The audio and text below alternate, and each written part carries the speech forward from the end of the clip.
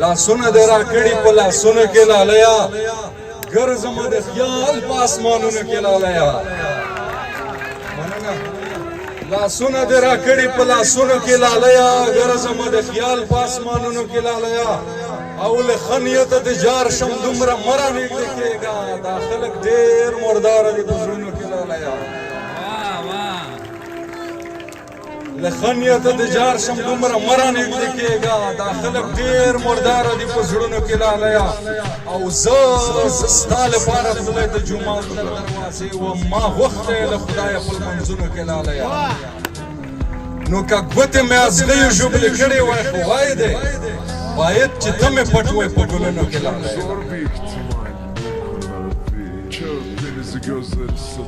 ستونی کې تربتې چیغې سترګو کې خماره وای بیا مې درته راوړه تش لاسونه له ډک ښاره وای او څو زمن د مړه دي د وطن د سر په ننګ ادې زړه کې د سورا یو دی که وتې دې له شماره وای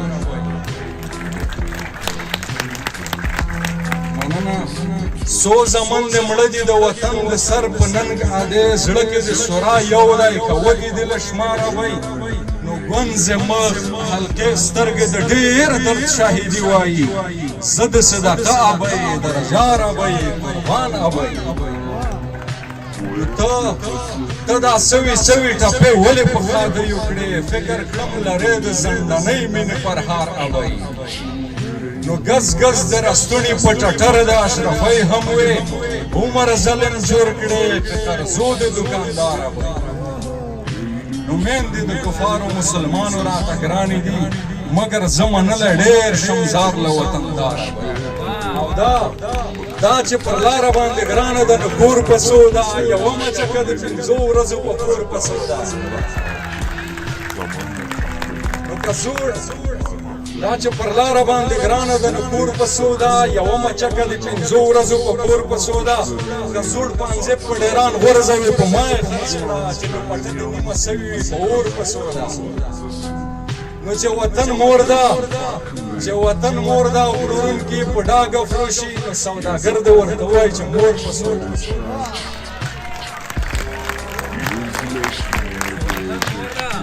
چې وطن مور ده او پلورونکي په ډاګه فروشي نو سوداګر دې ورته ووایي چې مور په څو ده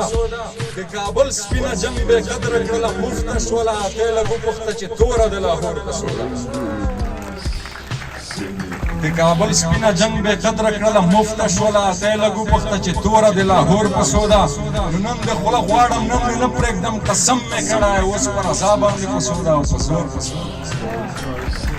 باسطه زه یو ماښام یوه سحر لولمه د خاموشۍ غزل په څو ده او د شور په څو ده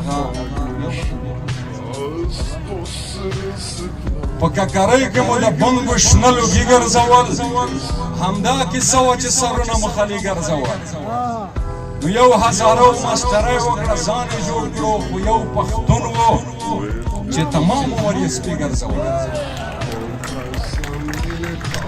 یو هزارو ماسټرۍ وکړه ځان یې جوړ کړو خو یو پښتون و چې تمام عمر یې سپي ګرځول په پیریاني خوی دې تر دې حده مین ومه چې ما به له ځان سره په جیب کې کشمالي ګرځول او شیشه د او د تورې بنګې د لالي عکسونه ما به دا درې شیان له ځان سره حتمي ګرځول ما به د خدای کلام د خدای تخلیق یو ځای لوستلو ما په قرآن کې هم عکسونه د لالي ګرځول او د مازدیګر او د ماښام د دیدن کیف و داسې دا دوه لمنځونه به مه هر وخت قضایي ګرځوي نو په نرۍ غاړه د رقم تکري ګرځول دا په ساړه ژمي په جمع کې په سرني ګرځوي داسې وخت راغی سلامونه د لالي ګرځوم داسې یو وخت و سلامونه مې لالي ګرځوم نو د زمانې خولې ته به خامخا لوېدې درمانه تا چې په سکرین باندې عکسونه د لالي ګرځوي Yarattı, nereden esti tuttun, hangi dalga sayesinde